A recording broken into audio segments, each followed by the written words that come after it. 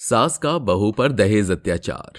रमेश अपनी बेटी दिव्या की शादी पंकज नाम के लड़के से कर देता है जिसकी अच्छी खासी नौकरी थी। अपनी इकलौती बेटी की शादी में रमेश खूब पैसा खर्चा करके अपनी बेटी को पंकज को सौंप देता है और पगफेरे वाले दिन पंकज उसे लेने आता है। अरे पंकज बेटा, बहुत लाड प्यार से अपनी बेटी को पाल पोस कर मैंने बड़ा किया है। इसका ख्याल रखना, इसकी आंखों में आंसू आने मत देना। अरे जी ससुर जी, आप निश्चिंत रहिए। अरे समधन जी, आज्ञा दीजिए, चलते हैं। अरे आप मेरे बेटे को कोई तोहफा नहीं देंगे? जमाई पहली बार घर आया है। अरे ऐसा नहीं है, जमाई जी के लिए मैं घड़ी लेकर आया हूँ, महंगी कंपनी की। अरे सुबोध बेटा, जरा वो तोहफा तो लेकर आना। ये पापा। तभी सुबोध वो तोहफा लाकर पंकज को सौंप देता है। तभी समधन सरोज कहती है, अजी ये तो बड़ा आम तोहफा है। अरे कुछ सोने की अंगूठी या चैन तो देते, पहली बार आने पर जमाई को ये देते हैं क्या? अरे समधन जी, सोने की अंगूठी और चेन तो शादी में दे दी थी, इसलिए सोचा घड़ी दे दूं। हाँ, कोई बात नहीं माँ, मेरे लिए ये बहुत कीमती तोहफा है। अच्छा पापा जी, अब आज्ञा दीजिए, मैं अपनी पत्नी को ले जाऊं? हाँ हाँ हाँ बेटा, जरूर। तभी पंकज, दिव्या, सरोज अपने घर पहुंच जाते हैं। 2-3 दिन तक सब कुछ ठीक था, पर सरोज अकड़ कर अपनी नई बहू से बात किया करती थी। तभी सुबह के समय उससे चिल्लाकर कहती है, अरे ओ नास पीटी करम चली बेहया, सूरज सर पर चढ़ गया लेकिन तेरी चाय अभी तक नहीं आई। अरे भूखा मार डालोगी क्या? सरोज की आवाज सुनकर जल्दी जल्दी दिव्या चाय नाश्ते की ट्रे लाकर कहती है, बस माँ जी, चाय लेकर आ ही रही थी मैं। अब सर पर क्या खड़ी है? जा जाकर बाकी का काम कर, या मेरे खाने पर नजर रखेगी और मेरे पेट में दर्द करवाएगी। नहीं माँ जी। ये कहकर दिव्या घर के झाड़ू पोछे का काम करने लगती है। वो पोछा लगा ही रही थी कि इतने में सरोज आती है। दिव्या उसे मना भी करती है, फिर भी उसकी बात ना सुनकर वह आगे बढ़ती है और गिर पड़ती है। अरे मोरी मैया, मैं तो मर गई रे। अरे मार डाला रे। करमजदी नास पीटी बेहया, मुझे जान से मारना चाहती है ना, इसलिए तूने मुझे यहाँ गिरा दिया। साजिश की है तूने मुझे मारने की। नहीं नहीं माँ जी, ऐसा कुछ भी नहीं है। मैं तो आपको मना कर रही थी, पर आप फिर भी चली आई, और आपको पता तो था कि मैं यहाँ पोछा लगा रही हूँ। करमजली नासपीटी बकवास कर रही है। ये नहीं कि मुझे उठाए, जुबान चला रही है मुझसे, बताती हूँ तुझे। नहीं माँ जी, मेरा ऐसा बोलने का कोई इरादा नहीं था। तभी दिव्या अपनी सास को उठाकर कमरे में ले जाती है। कुछ देर बाद खाने के समय सरोज गुस्से से दिव्या को कहती है, ये कैसा खाना बनाया है तूने, इतना नमक। अरे बीपी हाई कराकर मुझे मारना चाहती है ना? पता नहीं मैंने तेरा क्या बिगाड़ा जिसके लिए तुम मुझसे बदला ले रही है। अभी ब्याह होकर आई है और आते ही ऐसे कर्म। माँ जी, मैंने तो ऐसा कुछ भी नहीं किया है, और आपके हिसाब से ही नमक डाला है, मुझे तो ज्यादा नहीं लग रहा। मुझे उल्टा जवाब देती है, मुझसे बदतमीजी करती है, अभी बताती हूँ तुझे। ऐसा कहते ही सरोज उसे एक तेज चांटा खींच कर मारती है। आह! माँ जी, मैंने ऐसा कुछ भी नहीं किया जिसके लिए आप मुझ पर हाथ उठा रही हैं। अब तू मुझे सिखाएगी सही क्या है और गलत क्या है। चली जा मेरे सामने से अपनी मनहूस शक्ल लेकर। ये सुनकर दिव्या अपने कमरे में जाकर रोने लगती है। तभी शाम को पंकज मुंह लटकाए नशे की धुत में लड़खड़ाते हुए आता है। तभी सरोज कहती है, क्या हुआ बेटा, तू इतना झूम क्यों रहा है? अरे बैठ। अरे दिव्या, जल्दी से पानी लेकर आ। ये लीजिए। अरे इनकी आंखें लाल क्यों हैं? पंकज जी, क्या हुआ आपको? मेरा बिजनेस डूब गया है, दिवाला निकल गया मेरा। जाकर अपने बाप से मेरे लिए पैसे लेकर आ। शांत हो जा मेरे बच्चे, सुना नहीं तूने मेरा बेटा क्या बोल रहा है? जाकर अपने बाप से पैसे मांग, अभी कॉल कर उसे। माँ जी, मेरे पिता ने सारा पैसा मेरी शादी में लगा दिया, यहाँ तक कि आपने जो बोला, पैसे, जेवर, गाड़ी, हर डिमांड पूरी की है। अब पिताजी पर पैसा नहीं है। अपने पति के लिए तो इतना भी नहीं कर सकती और जवाब देती है, अभी बताता हूँ। तभी पंकज दिव्या को थप्पड़ मारकर घसीटते हुए कमरे में ले जाता है और बेल्ट से मारने लगता है। कल की तारीख में तू अपने बाप से पैसे नहीं लेकर आई तो इस घर से हमेशा के लिए निकाल दूंगा तुझे। अजी, आप ये कैसी बातें कर रहे हैं? अभी तो हमारी शादी हुई, आप ऐसा कैसे कह सकते हैं? ऐसे कह सकता हूँ, बता लाएगी कि नहीं लाएगी? ऐसा बोलकर पंकज और दिव्या को बेल्ट से मारता है, जिसके बाद उसके शरीर से खून निकलने लगता है और वह दर्द से चिल्लाती है, पंकज जी मुझे छोड़ दीजिए, मैं कल पैसे लेकर आ जाऊंगी। ठीक है, अगर दहेज नहीं लाई तो जानती है ना क्या करूंगा। ऐसा बोलकर वो सो जाता है और सास पीटते हुए कमरे से बाहर तमाशा देखकर कहती है, जब तक दहेज लाकर हमें और माला माल नहीं कर देगी, इसकी तो ऐसे ही अपने बेटे से खाल उधड़वाऊंगी मैं। ऐसा बोलकर सरोज अपने कमरे में चली जाती है। वहीं सुबह सरोज उससे कहती है, तूने अपने बाप को फोन करके 5 लाख रुपए नहीं मंगवाया ना? चल फोन कर अपने बाप को। जी माँ जी। तभी वो सास के सामने अपने पिता को कॉल करती है। पापा कैसे हो आप? वो मुझे कुछ काम था। हाँ बेटा, बेझिझक बोल। और ये क्या आवाज क्यों आ रही है? तू रोई है क्या? नहीं पापा, मैं बिल्कुल ठीक हूँ। वो उनका बिजनेस ना डूब गया है, तो नया बिजनेस स्टार्ट करने के लिए कुछ पैसे चाहिए थे। आप मुझे 5 लाख रुपए भिजवा देंगे? इतने सारे पैसे? चल तू रो मत, मैं जुगाड़ करता हूँ बेटा। तभी अगले दिन सुबोध 5 लाख रुपए का बैग लेकर आता है। ले बहन, जीजाजी को ये पैसे दे दियो। ठीक है भैया। तभी सुबोध की नजर अपनी बहन के हाथ और चेहरे पर जाती है, जहां उसके मारने के निशान देखकर वो सरोज के सामने कुछ नहीं कहता और चला जाता है, पर घर आकर उसे कॉल करता है। दिव्या, तेरे शरीर पर ये निशान कैसे हैं? पंकज ने तुझ पर हाथ उठाया है क्या? कुछ नहीं भैया, वो गिर गई थी मैं तो चोट लग गई। मैं खुश हूँ भैया। अच्छा गैस पर खाना बन रहा है, मैं वहां जाती हूँ, बाय। कॉल काटने के बाद दिव्या फूट फूट कर रोती है। कितनी फूटी किस्मत है मेरी। सोचा तो शादी के बाद खुश रहूंगी, लेकिन यहाँ तो मेरी जिंदगी नर्क हो गई है। अपने भाई से अपनी बातें छुपानी पड़ रही हैं, किसी को कुछ कह भी नहीं सकती। धीरे धीरे पंकज और सरोज उस पर अत्याचार करने लगते हैं और बार बार दहेज की डिमांड करते हैं। तभी एक दिन पंकज फिर से उससे दहेज मांगता है।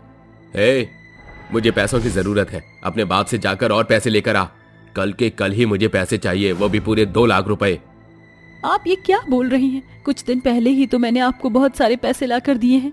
क्यों बार बार मुझसे दहेज मांगते हैं आप? पिताजी पर भी कर्जा हो चुका है और भाई भी कितना मांगेगा? तुझे एक बार की बात समझ नहीं आती? जाकर दहेज लेकर आ। माँ जी, वो कर्ज में डूब चुके हैं, आप दोनों समझते क्यों नहीं हैं? माँ, ये ऐसे नहीं मानेगी, इसे पीटना पड़ेगा। तभी पंकज अपनी माँ के सामने दिव्या को बेल्ट से मारता है, उसके बाद पकड़कर खींचता है। माँ जी ने रोकिए, मुझे छोड़ दीजिए। माँ जी, आप इन्हें कुछ कहती क्यों नहीं है? तू इसी के लायक है। पंकज उसे मार मार के अधमरी कर देता है। तभी सुबोध पुलिस लेकर वहां पहुंच जाता है और अपनी बहन को ऐसे देखकर कहता है, इंस्पेक्टर साहब, मैंने कहा था ना, ये आदमी जालिम खूंखार जानवर की तरह है। देखिए इसने मेरी बहन का क्या हाल बना रखा है। वो तो अच्छा हुआ जो मुझे उस दिन शक हो गया और मैं यहाँ आ गया। कांस्टेबल, गिरफ्तार करो इसे। क्यों रे, बहुत चर्बी चढ़ गई है ना तुझे? अपनी मर्दानगी अपनी बीवी पर दिखाता है। थाने चल, तेरी सारी मर्दानगी उधर उतर जाएगी डंडे से पीट पीट कर। भैया भैया, अच्छा हुआ आप आ गए, मुझे नहीं रहना इनके साथ। ये मुझे मार डालेंगे। बार बार दहेज मांगते हैं। पापा पर और आप पर कितना कर्ज हो गया है, और अभी भी ये दहेज ही मांग रहे थे। परेशान मत हो बहन, मैं आ गया हूँ। ऐसा केस करूंगा कि जिंदगी भर ये जेल से बाहर नहीं आ पाएगा। अरे मुझे छोड़ो, मैंने कुछ नहीं किया। छोड़ मेरे बेटे को। अरे तू भी चल बुढ़िया, तुझसे तो चक्की पर आटा पिसवाना है। दहेज लेने के जुर्म में इतनी सजा मिलेगी कि दोबारा दहेज मांगना भूल जाओगे। इस तरह पुलिस उन दोनों को गिरफ्तार करके ले जाती है और दहेज के केस पर कड़ी से कड़ी सजा देते हैं, जिसके बाद दिव्या आत्मनिर्भर होकर अपने भाई और पिता के साथ खुशी खुशी रहती है। गरीब सास बहू का लकड़ी का हीटर। रात का समय होता है, सभी लोग अपने घर में आराम से सो रहे होते हैं। तभी रात के समय सुरभि कपकपाती हुई अपने बिस्तर से उठती है। ओहो, कितनी ठंड हो रही है। ऊपर से इतनी ठंड में मुझे प्यास लग रही है। पानी पीने गई तो कहीं ठंड से मैं जम ना जाऊं। सुरभि गरम शॉल ओढ़कर किचन की तरफ जाती है और एक गिलास पानी पीने लगती है। उसके उठने की आवाज से कौशल्या की आंखें खुल जाती है और वो अपने कमरे से सुरभि को आवाज लगाते हुए कहती है, अरे बहू, अगर तू उठी है तो एक काम कर, मेरे पास की अंगीठी में आग कम हो गई है, थोड़ी सी लकड़ी डालकर जला दे। अभी आई माँ जी। सुरभि अपनी सास के कमरे में जाती है और अंगीठी में थोड़ी बहुत लकड़ियां डालकर जलाने लगती है, जिसके बाद आग जलने लगती है। अरे वाह, क्या बात है। थोड़ा सा आग के सामने हाथ पैर सेक लो तो आनंद सा आ जाता है। इस घमासान सर्दी ने तो हम बूढ़ों का जीना ही हराम कर रखा है। अब क्या बताऊं माँ जी, सर्दी के चलते बिस्तर से निकलने का मन ही नहीं करता है। अच्छा बहू, ये सब तो ठीक है, लेकिन शाम से मैंने चिराग को कहीं देखा नहीं है। आखिर चिराग गया कहाँ है? अरे माँ जी, कहाँ आए हैं चिराग जी? तभी आधी रात के समय अचानक उनके घर का दरवाजा बजने लगता है। अरे इस समय कौन आया होगा? अरे और कौन हो सकता है? एक ही तो है हमारे घर में जिसके आने का कोई टाइम ही नहीं है। हाँ माँ जी, आप बिल्कुल सही कहती हो। लगता है चिराग जी आ गए हैं। जैसे ही सुरभि दरवाजा खोलती है, दरवाजे पर चिराग के साथ साथ कुछ गुंडे भी खड़े होते हैं। चिराग नशे की हालत में होता है। चलो ये घर खाली कर दो, अब तुम दोनों यहाँ नहीं रह सकती।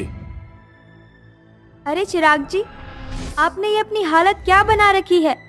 ए सियानी, ज्यादा मचमच मत कर, चुपचाप से इस घर को खाली कर दे। तेरे पति ने शराब के नशे में तुम्हारी सारी प्रॉपर्टी हम लोगों के नाम कर दी है। काली अपने साथियों के साथ मिलकर बेचारी कौशल्या और सुरभि को घर से बाहर निकाल देते हैं। दोनों के दोनों आधी रात के समय ठंड में यहाँ से वहाँ ठंड से बचने के लिए ठिकाना ढूंढ रही होती हैं। जिसके बाद वो दोनों एक पेड़ के नीचे जाकर बैठ जाती हैं। हे भगवान, ये सब हमारे साथ क्या हो गया? चिराग ने तो हमें कहीं का नहीं छोड़ा, उसने सब कुछ बेच दिया। भगवान। माँ जी, हम तो अर्श से फर्श पर आ गए। मुझे बहुत जोर से ठंड लग रही है। ठंड से कपकपाकर दोनों की हालत बुरी हो जाती है और वो दोनों रोने लगती हैं। तभी पेड़ में से आवाज आती है, रोना बंद करो, मैं जानता हूँ तुम दोनों परेशानी में हो। क्या मैं तुम्हारी कोई मदद कर सकता हूँ? सुरभि और कौशल्या पेड़ के अंदर से आवाज सुनकर हैरान हो जाती हैं और बहुत डर जाती हैं। देखो, तुम दोनों मुझसे डरो मत, मैं एक जादुई पेड़ हूँ। मैं जानता हूँ तुम दोनों मुश्किल में हो। मैंने तुम्हारी सारी बातें सुन ली है। हम बेघर हो गए हैं, हमारा अब कोई ठिकाना नहीं है।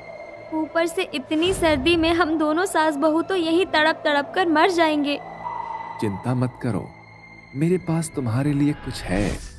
पेड़ के इतना कहते ही वहां पर एक लकड़ी का हीटर प्रकट होता है। ये कोई मामूली हीटर नहीं है, ये एक जादुई लकड़ी का हीटर है। इसे बिजली की आवश्यकता नहीं है। तुम इसे आग से जला सकती हो। जितने बार भी इसे जलाओगी ये राख नहीं होगा, बल्कि ये जैसा है वैसा ही रहेगा। क्या ये सच में जादुई हीटर है? ऐसा कहकर कौशल्या एक माचिस की तीली से उस जादुई लकड़ी के हीटर को जलाती है, जिसके बाद वो जलने लगता है। दोनों सास बहू पूरी रात उसके सामने हाथ सेक कर निकाल देती हैं। अगले दिन जैसे ही सवेरा होता है, कौशल्या अपनी बहू से कहती है, अरे बहू, हमारे पास जादुई हीटर तो है, लेकिन अब हम रहेंगे कहाँ? अरे माँ जी, उसके लिए तो हमें कष्ट उठाना होगा, यानी कि हमें कुछ काम करना होगा। चलो हम अपने लिए काम ढूंढ लेते हैं। कौशल्या और सुरभि दोनों सास बहू अपने लिए काम ढूंढना शुरू कर देती हैं, जिसके बाद दोनों को एक घर में साफ सफाई का काम मिल जाता है और रहने के लिए एक कमरा भी। देखो, मैं तुम्हें महीने के केवल एक ही बार तनख्वाह दिया करूंगी, उसके बीच में तुम दोनों मुझसे पैसे नहीं मांगोगी। कौशल्या और सुरभि को ये सब मंजूर होता है, जिसके बाद ठंड में एक तरफ वो घर के काम करती हैं, दूसरी तरफ अपनी जादुई लकड़ी के हीटर पर आकर थोड़ी सी गर्माहट ले लेती हैं। भगवान का लाख लाख शुक्र है कि हमें नौकरी के साथ साथ ये जादुई लकड़ी का हीटर भी मिल गया। कम से कम ये सर्दियाँ तो हमारी अच्छे से निकल ही जाएंगी। हाँ माँ जी, भला हो उस जादुई पेड़ का जिसने हमें ये जादुई लकड़ी का हीटर दिया है। वो दोनों सास बहू आपस में लकड़ी के हीटर पर उसकी गर्माहट लेते हुए बात कर रही होती हैं। तभी ये सारी बातें उनकी मालकिन खिड़की से सुन लेती है। अच्छा, तो ये बात है। इनका ये हीटर कोई मामूली हीटर नहीं, बल्कि लकड़ी का जादुई हीटर है। अब इस हीटर को तो मैं चुरा लूंगी, उसके बाद मुझे इसकी इन सर्दी में लाखों में कीमत मिलेगी। सुरभि और कौशल्या की मालकिन के मन में लालच आ जाता है, जिसके बाद वो हीटर को चुराने का मौका ढूंढने लगती है। एक रात सुरभि और कौशल्या दिन भर के काम को करके थक जाती हैं और गहरी नींद में सो जाती हैं। अरे वाह, दोनों सास बहू जादुई लकड़ी के हीटर को जलाकर सो रही है। यही वक्त है, मैं इस जादुई लकड़ी के हीटर को चुराकर ले जाऊं। जैसे ही वो हीटर को चुराने के लिए हीटर को अपने हाथों से उठाती है, अचानक से उसके हाथ जलने लगते हैं और उसे हीटर में से एक आवाज आती है। ये हीटर जादुई हीटर जरूर है, लेकिन ये हीटर तुम जैसे लालची लोगों के काम कभी नहीं आएगा। अगर तुम जैसे लालची इस जादुई हीटर का इस्तेमाल करने की कोशिश भी करोगे तो तुम जैसे लालचियों के हाथ जल जाएंगे। अरे मुझे माफ कर दो, मुझसे गलती हो गई। मैं आइंदा कभी भी लालच नहीं करूंगी। मेरे हाथ जल रहे हैं, मुझे इससे छुटकारा दिलाओ। तभी कौशल्या और सुरभि की नींद खुल जाती है और वो अपनी मालकिन के हाथों को जलते हुए देखकर उसके हाथों पर पानी डाल देती हैं। हे राम रे राम, जल गए मेरे हाथ, अब क्या करूं? अरे मालकिन, आप हमारे कमरे में क्या कर रही हो और आपके ये हाथ कैसे जले?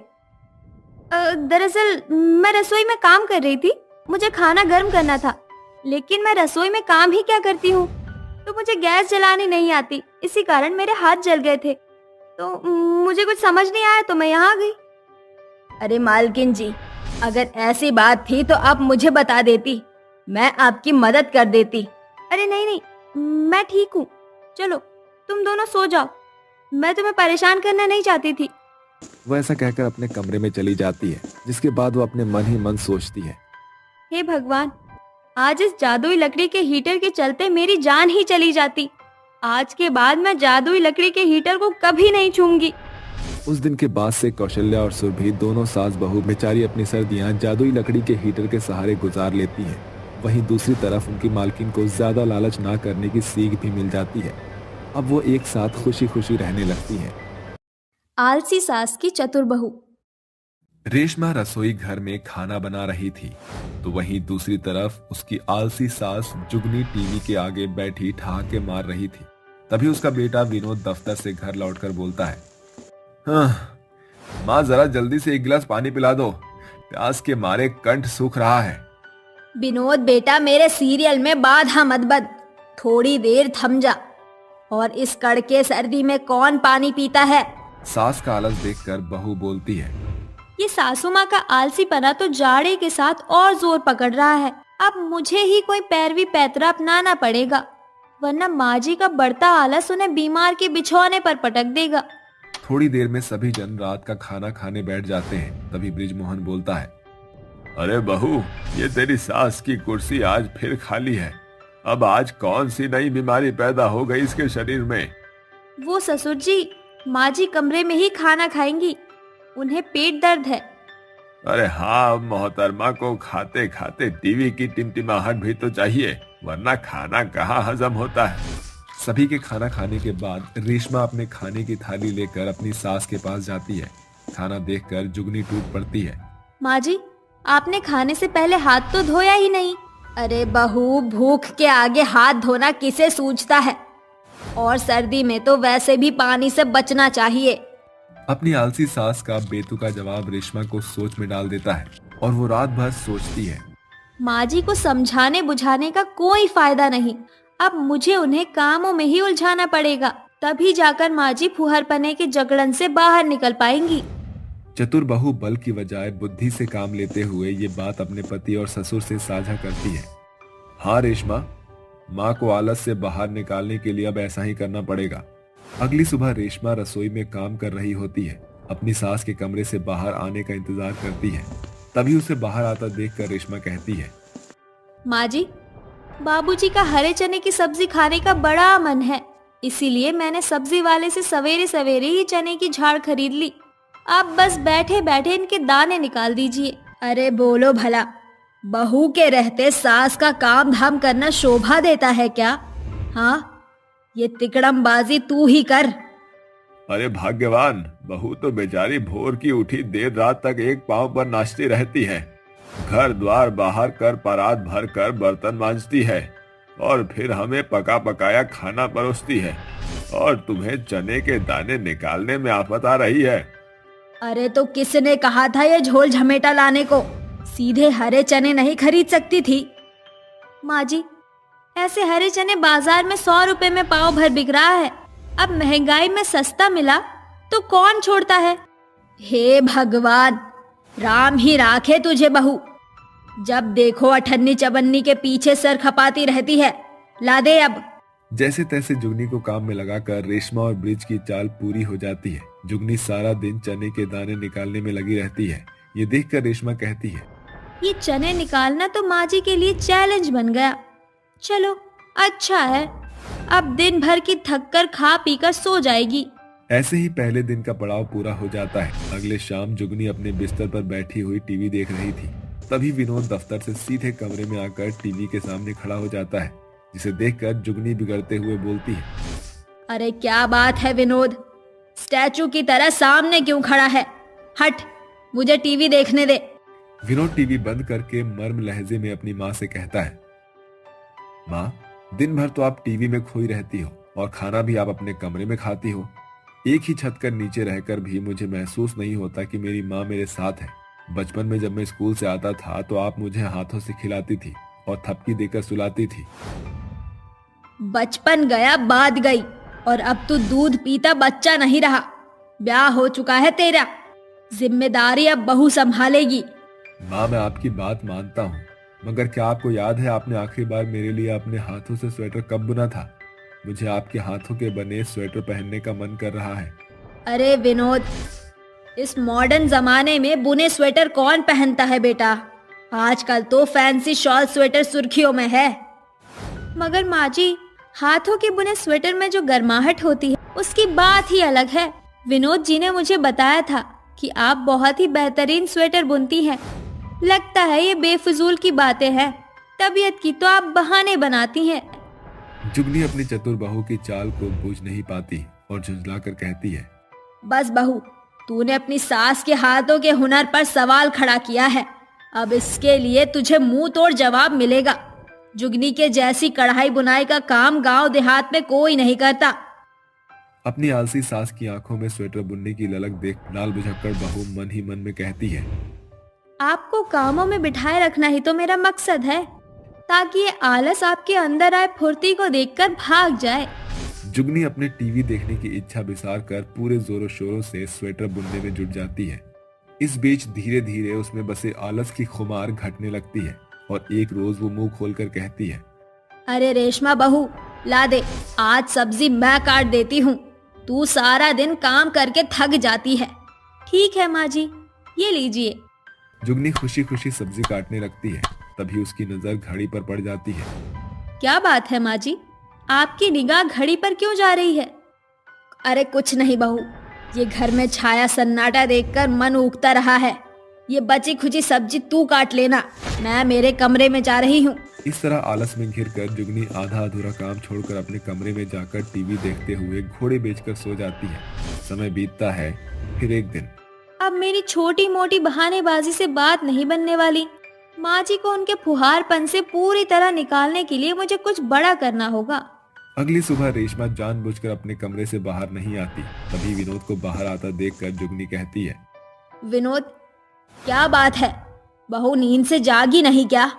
देख, सुबह के 10 बज गए, अब तक मुझ बुढ़िया को चाय पानी नसीब नहीं हुई।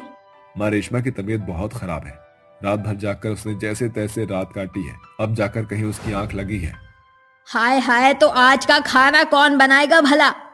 अरे भाग्यवान, अब क्या ये भी तुम्हें बताना पड़ेगा? इस घर में बहू के बाद तुम इकलौती लुगाई हो, इसलिए खाना भी तुम ही बनाओगी ना? मैं और खाना?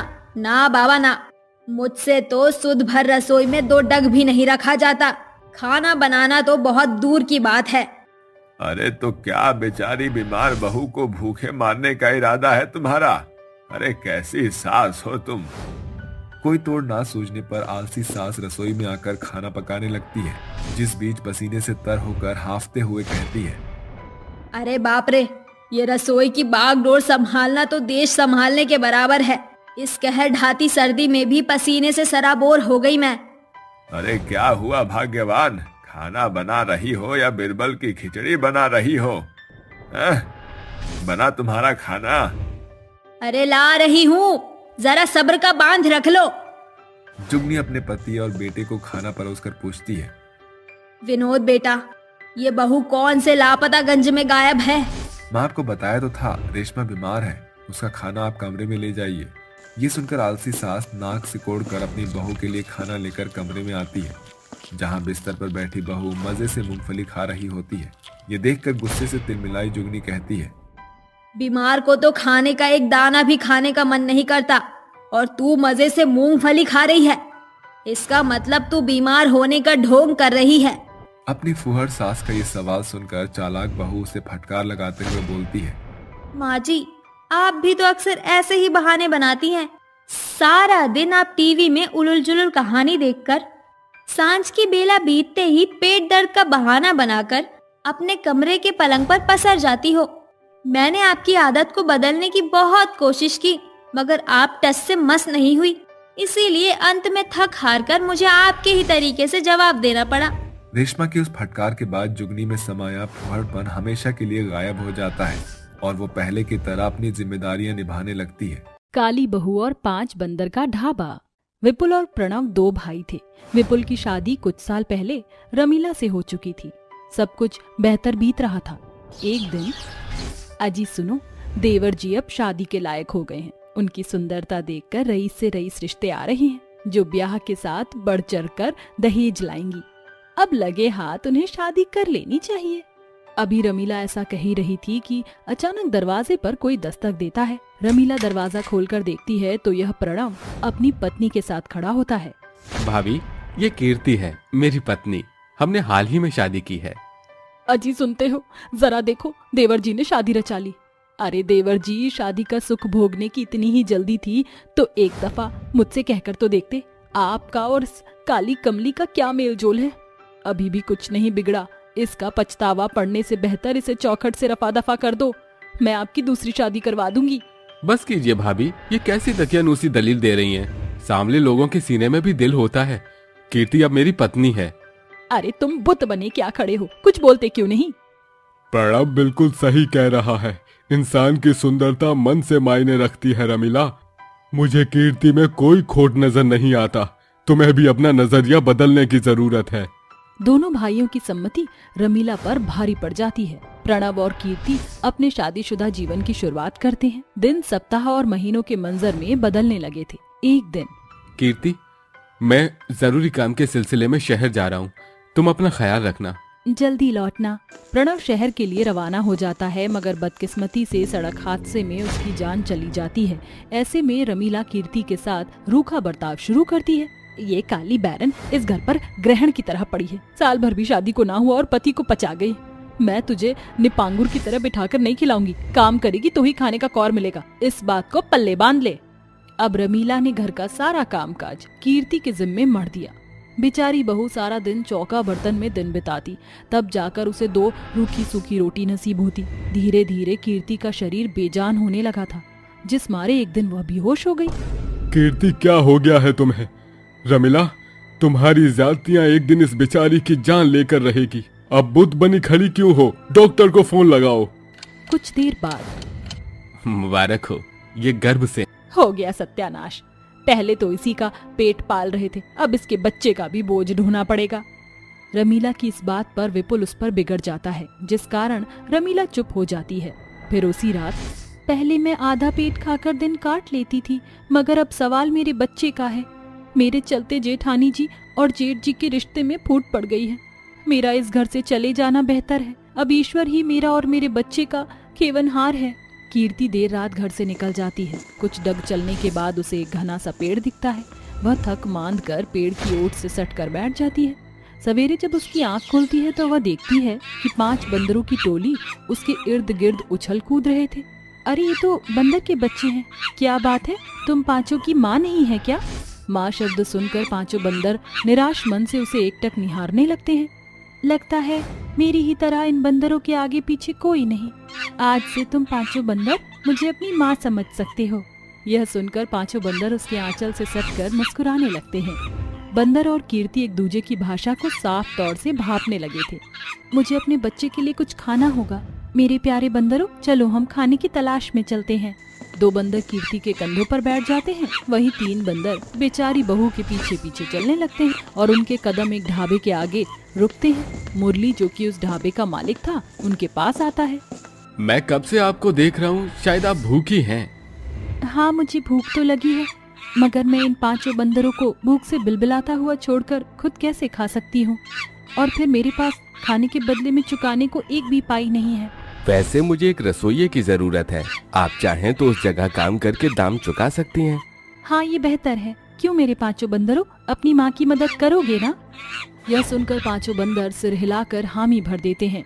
इसके बाद वह सभी टेबल पर बैठ जाते हैं।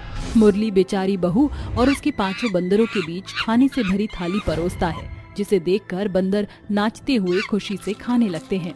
जिसे देखकर ढाबे पर बैठा एक शख्स बोलता है, आज तक बंदरों को बेढंग हरकत करते देखा था, मगर इन 5 बेजुबान बंदरों की तहजीब ने तो इंसानों को भी पीछे छोड़ दिया। उस आदमी के मुंह से बड़ाई सुनकर 5 बंदर इंसानी अंदाज में शुक्रिया कहते हैं। तभी कीर्ति कहती है, तुम 5 की शक्ल एक जैसी है, इसलिए तुम्हें काम के साथ नाम देना बेहद जरूरी है। मक्कू और बंटू, तुम सभी टेबल से जूठे बर्तन उठाकर उन्हें मांज दो। निक्कू और गुड्डू, तुम दोनों टेबल साफ करके खाना परोसोगे। और चकमक मेरे साथ ढाबे की रसोई घर में हाथ बटाएगा। 5 बंदर कान गड़ाए कीर्ति की बात सुन रहे थे, जिसके बाद वह अपने अपने कामों में जुट जाते हैं। और मुरली कहता है, अरे, आपने और आपके बंदरों ने तो मेरे ढाबे का सारा काम संभाल लिया, मेरे करने को कुछ बचा ही नहीं। आप सिर्फ ढाबे का हिसाब किताब संभालिए, ये खान पान हम सब देख लेंगे। अब काली बहू के लिए वह ढाबा बसेरा बन चुका था और 5 बंदर उसका परिवार। वह नित्य दिन सूरज की किरण फूटने के साथ जाग जाती है। बंदर भी उसकी देखा देखी उठकर ढाबे का काम करते, कोई ढाबे को बहारता, कोई बर्तन साफ करता, तो कोई ढाबे के टेबल को चकाचक चमकाता और बचे खुचे बंदर कीर्ति के साथ सब्जी काटने में हाथ बटाते। बंदरों के इस बेहतर हाव भाव से ढाबे पर आने वालों की संख्या बढ़ती चली गई। समय महीनों के मंजर में बदलने लगा। अरे कमल, मैं ढाबे पर खाने जा रहा हूँ, तो चलेगा क्या? अरे मेरे यार, ये ढाबे का खाना बड़ा बेकार होता है। ढाबे में पहली वाली बात नहीं बची। अब तो सभी बावर्ची बड़े ही बेढंग तरीके से खाना परोसते हैं। अरे मेरे दोस्त, मैं तेरा शक आज ही दूर किए दूंगा, चल मेरे साथ। इतना बोलकर वह आदमी कमल को ढाबे पर ले जाता है, जहाँ बंदरों को कामकाज करते देखकर कमल बड़ी बड़ी आंखें करके कहता है, अरे ये 5 बंदर तो इंसानों से भी बेहतर काम कर रहे हैं, क्या बात है? कमल की ये बात सुनकर मुरली कीर्ति से कहता है, अरे इन बंदरों की बदौलत इस ढाबे का नाम बुलंदियों पर पहुंच गया है। ये तो आपका बड़प्पन है मुरली जी। मेरे अपनों के लिए मेरा अकेले का पेट पहाड़ हो गया था, मगर आपने मुझे और मेरे 5 बंदरों को पनाह दी, हमारा पेट पाला। वैसे अब आपको हमारा बोझा ढोने की जरूरत नहीं। बीते महीनों में मैंने कुछ बचत की है, उसे मैं अपने बंदरों के साथ एक ढाबा खोलूंगी। ये सुनकर मुरली का चेहरा मायूसी के साथ पीला पड़ जाता है और वह कहता है, वैसे बहुत दिनों से मैं आपसे कुछ कहना चाहता हूँ। मुझे आपके और इन बंदरों के साथ की आदत पड़ गई है। अगर आप मुझे अपने लायक समझें तो मैं आपका हाथ थामना चाहता हूँ। मुरली जी, आप तो भली भांति जानते हैं कि मैं एक विधवा हूँ। मेरे पेट में मेरे पति का अंश पल रहा है। मेरी दुनिया, मेरा परिवार, ये 5 बंदर और मेरे कोख तक सिमटा हुआ है। आखिर आप मुझ बदसूरत से ब्याह क्यों करना चाहते हैं? कीर्ति, मैंने तुम्हारी सूरत से नहीं बल्कि तुम्हारी सीरत और स्वभाव ने मुझे आकर्षित किया है। ये मेरी बदकिस्मती है जो मैं तुम्हारा दिल न जीत सका। कीर्ति की आंखों से आंसू छलक जाते हैं और वह शादी के खातिर हाँ कर देती है और शादी के बाद उसके बच्चे को पिता का नाम मिल जाता है और अंत में दोनों पति पत्नी 5 बंदरों के साथ ढाबा चलाने लगते हैं। दिल्ली शहर में रहने वाली पद्मिनी के घर कुछ दिनों पहले 5 बहुएं आई थीं, जिनका नाम हिमानी, मेघा, रश्मि, परिणीति और मीरा था। जहां उसकी 3 बहुएं केवल साड़ी ही पहनती थीं, वहीं मेघा और हिमानी सिर्फ छोटे कपड़े पहनने की शौकीन थी। एक दिन पद्मिनी अपनी 5 बहुओं से कहती है, मेरी 5 बहू रानियों, सर्दी शुरू होने वाली है, इसलिए ये पैसे पकड़ो और सर्दियों की शॉपिंग कराओ। ठीक है माँ जी। इसके बाद 5 बहू सर्दियों की शॉपिंग के लिए बाजार जाती हैं, जहां रश्मि, परिणीति और मीरा सर्दियों के मोटे स्वेटर खरीद रही होती हैं, मगर वहीं हिमानी और मेघा सर्दियों में भी गर्मियों के आउटफिट पर नजर गड़ाए कहती हैं, एक्सक्यूज मी, ये ड्रेस कितने की है? अरे मैडम जी, ये तो शॉर्ट ड्रेस है, आप सर्दियों में ये खरीद कर क्या करेंगी? क्यों, दिल्ली शहर में सर्दियों में छोटे कपड़े पहनने पर सरकार ने पाबंदी लगा रखी है क्या? मेरे कहने का वो मतलब नहीं था, मगर पूरे भारत में दिल्ली की सर्दियां सुर्खियों में रहती हैं, इसलिए मैं आपको सलाह दे रहा था। हम हर मौसम को मात देना जानती हैं, इसलिए अपनी सलाह अपने पास रखो और कुछ एंटीक शॉर्ट ड्रेसेस दिखाओ। दुकानदार उन्हें शॉर्ट ड्रेसेस दिखाने लगता है। कुछ ही देर बाद सभी बहुएं शॉपिंग करके एक साथ घर आती हैं। सर्दियां बढ़ता देखकर मीरा, परिणीति और रश्मि सर से पांव तक मोटे स्वेटर पहनकर अपनी सास के सामने आती हैं।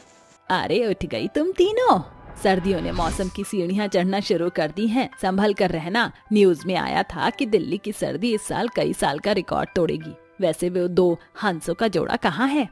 हम यहाँ हैं सासू माँ। मेघा और हिमानी को छोटे कपड़े में देखकर पद्मिनी दांत किटकिटाती हुई कहती है, अरे नालायक, तुमने सर्दी की शॉपिंग नहीं की क्या, जो सर्दियों में भी छोटे कपड़े लटका लिए हैं? माँ जी की है ना शॉपिंग, तभी तो ये शॉर्ट गाउन पहनकर हमने कूल लुक लिया है। अरे काहे का कूल लुक, तुम दोनों के बित्ते भर के पहनावे को देखकर मैं ये ठंड से ठिठुर रही हूँ। अरे ये तुम्हारा जयपुर नहीं है, अभी तुमने दिल्ली की सर्दी देखी नहीं है। अच्छे अच्छों की कुल्फी जमते देर नहीं लगती। ये बेढंगा पहरावा छोड़कर स्वेटर शॉल पहन लो, ओढ़ लो। माँ जी पुरखे पुरनिये कह गए हैं, सर्दी और शर्म जितनी ज्यादा महसूस करो उतनी ज्यादा लगती है। मेघा, इसका मतलब तुम ये कहना चाहती हो कि तुम दोनों बेशर्म बहू हो? जेठानी जी, हम इन छोटे कपड़ों के बेशर्म लगे ना लगे, मगर आप सर से पांव तक खुद को सर्दियों के शॉल स्वेटर में लपेटे हुए बब्बर शेर लग रही हैं। देख लेना देवरानी, जैसे जैसे दिल्ली की सर्दी बढ़ेगी ना, ये छोटे कपड़े पहनने का भूत ना उतर गया ना तो कहना। ऐसे ही समय गुजरता जाता है, जिसके साथ घटते तापमान के साथ सर्दियां बेतहाशा बढ़ने लगती हैं। आस पड़ोस के लोग स्वेटर पहने और शॉल लपेटे हुए घूमते, बावजूद इसके हिमानी और मेघा छोटे कपड़े ही पहना करती। एक सवेरे वह देखती हैं कि पद्मिनी अपनी तीनों बहुओं के साथ आग जलाकर बैठी हुई बातें कर रही है। एकदम खरा सच कहा था आपने माँ जी, मतलब दिल्ली की सर्दियों ने तो कहर ढाए हुए हैं। घर की दहलीज से बाहर पांव रखते ही आत्मा बाहर निकल जाती है और पानी छूते ही कुल्फी जमने लगती है। अभी तीनों बहुएं ऐसा बोल ही रही थीं, तभी हिमानी और मेघा शॉर्ट गाउन पहने हुए वहां आकर कहती हैं, जेठानी जी, आप तीनों के पास कोई और बात नहीं है क्या? जब देखो जिसे देखो दिल्ली की सर्दी की चर्चाएं करता रहता है। कभी फैशन से जुड़ी बातें भी कर लिया करो। देवरानी जी, वो क्या है ना, हम तीनों बहुओं की बॉडी आपके जैसे बारूद से नहीं बनी है, इसलिए हम सर्दी के ऊपर गॉसिप भी करती हैं और ठंड से खुद को बचाने के लिए स्वेटर भी पहनती हैं।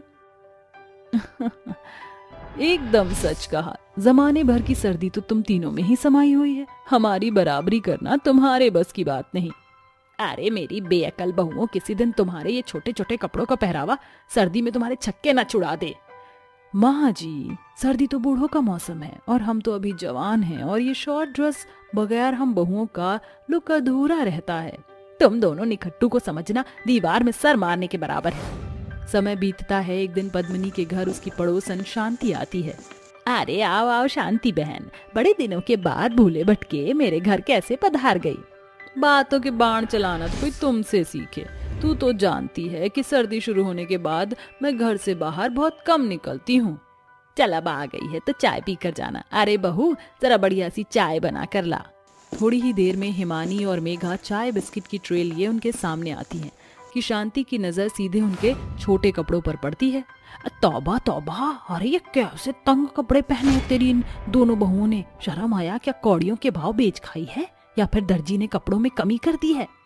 अरे क्या बताऊं शांति बहन, फैशन के पीछे दोनों बहुओं की मती मारी गई है। आजकल की बहुएं बड़ी बेशरम हो गई हैं, मगर मेरी समझ में एक बात नहीं आ रही। अरे शर्म नहीं आ रही तो इनके अंग प्रदर्शन से पता चल रहा है, मगर इन छोटे कपड़ों में सर्दी भी नहीं लगती क्या? बिल्कुल भी नहीं आंटी जी, सर्दी तो हमारे छोटे कपड़ों को छू कर गुजर जाती है। अरे तुम्हें ठंडी लगे ना लगे, मगर तुम्हारे छोटे कपड़े देखकर मेरी ठिठुरन चुक चुक गाड़ी की तरह बढ़ रही है। जल्दी से चाय दो। इसके बाद शांति चुपचाप चाय पीकर घर के लिए रवाना हो जाती है। एक सुबह पद्मिनी अपने तीनों बहुओं के साथ बात कर रही होती है। इन दोनों के छोटे कपड़ों के कारण आस पड़ोस में मेरी नाम धराई बढ़ती जा रही है। अब इन्हें मजा चखाना होगा।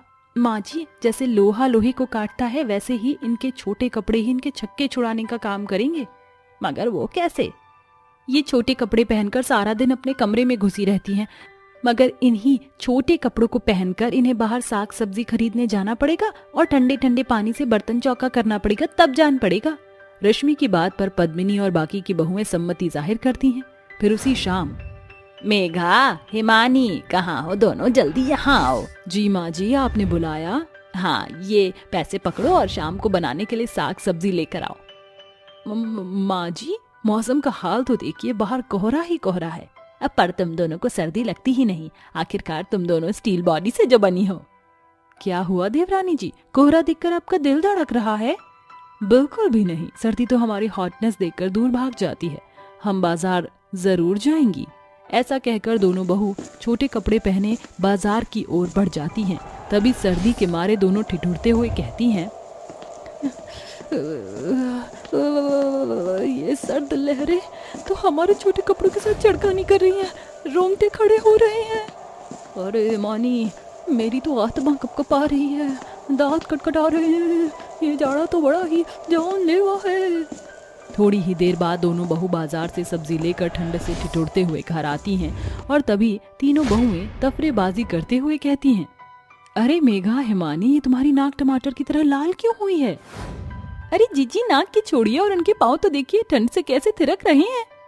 बिल्कुल बिल्कुल नहीं, ये तो हमारा टशन है। अच्छा तो चलो, रसोई घर में बर्तन पड़े हैं जो तुम दोनों बहू को धोने हैं। क्या हुआ? पानी का नाम सुनकर तुम दोनों का चेहरा पीला क्यों पड़ गया? लगता है कहीं तुम्हें सर्दी की नजर तो नहीं लग गई?